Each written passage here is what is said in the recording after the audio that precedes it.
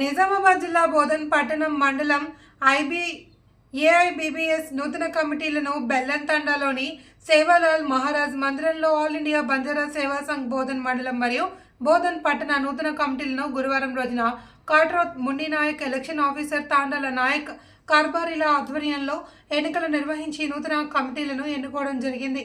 అందులో బోధన్ పట్టణ అధ్యక్షుడు ప్రధాన కార్యదర్శులుగా డేగావత్ ధూప్ సింగ్ నాయక్ మరియు జాదవ్ ప్రవీణ్ నాయక్ గార్లను ఏకగ్రీవంగా ఎన్నుకోవడం జరిగింది. ప్రధాన అధ్యక్షులుగా నునావత్ విశ్వనాథ్ నాయక్, విస్లావత్ శ్రీను నాయక్లను ఏకగ్రీవంగా ఎన్నుకున్నారు.